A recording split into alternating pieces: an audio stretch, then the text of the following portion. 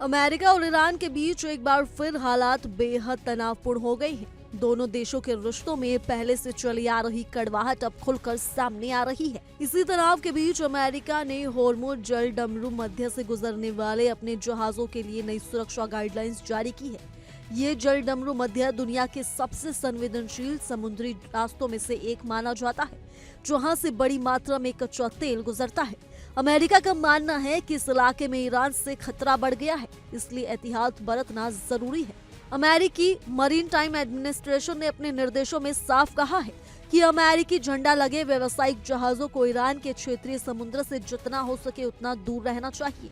खासतौर पर जब जहाज होर्मुज जल डमरू पार करे तो उन्हें ओमान के क्षेत्रीय जल के ज्यादा करीब से गुजरने की सलाह दी गई है।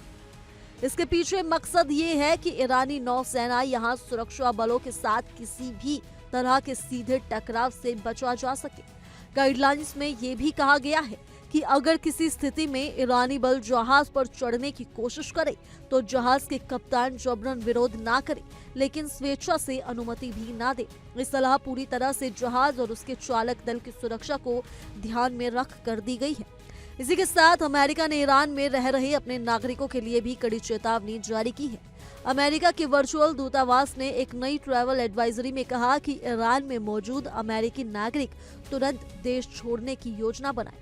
खास बात यह है कि इस योजना में अमेरिकी सरकार की मदद पर निर्भर न रहने की सलाह दी गई है। चेतावनी में कहा गया है कि ईरान में हालात कभी भी अचानक बिगड़ सकते हैं और किसी आपात स्थिति में मदद मिलना मुश्किल हो सकता है। इससे साफ है कि अमेरिका को वहां अपने नागरिकों की सुरक्षा को लेकर गंभीर चिंता है। तनाव को और बढ़ाने वाली बात यह है कि ट्रंप प्रशासन ने मध्य पूर्व में अपनी सैन्य मौजूदगी तेजी से बढ़ा दी है। हजारों अतिरिक्त सैनिकों को तैनात किया गया है और कई युद्धपोत इस क्षेत्र में भेजे गए हैं। खुद राष्ट्रपति डोनाल्ड ट्रंप ये कह चुके हैं कि उन्होंने ईरान की ओर अपना आर्मडा यानी बड़ा सैन्य बेड़ा रवाना कर दिया है। इस बेड़े में एक विमान वाहक पोत, कई आधुनिक युद्धपोत और लड़ाकू विमान शामिल हैं।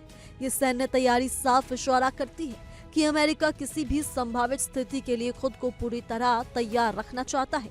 हालांकि एक तरफ ट्रंप प्रशासन ईरान के साथ परमाणु समझौते पर बातचीत की बात करता नजर आ रहा है, लेकिन दूसरी तरफ इतनी बड़ी सैन्य तैनाती से ये संदेश भी जाता है कि हालात कभी भी युद्ध की ओर मुड़ सकते हैं। यही दोहरा रवैया अंतर्राष्ट्रीय स्तर पर चिंता का विषय बना हुआ है।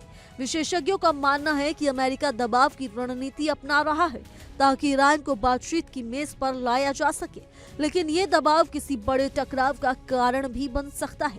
फिलहाल वॉशिंगटन और तेहरान के बीच सीधी बातचीत की कोई स्पष्ट संभावना नजर नहीं आ रही है। अमेरिका की ओर से जारी की गई जहाजों के लिए चेतावनी, अपने नागरिकों को देश छोड़ने की सलाह और लगातार बढ़ती सैन्य तैनाती को देखकर ऐसा लगता है कि वो किसी बड़े सैन्य अभियान की तैयारी कर रहा है। दूसरी ओर ईरान की तरफ से अभी तक कोई सीधा या खुला जवाब सामने नहीं आया है, लेकिन पूरे क्षेत्र में बेचैनी और अनिश्चितता लगातार बढ़ती जा रही है।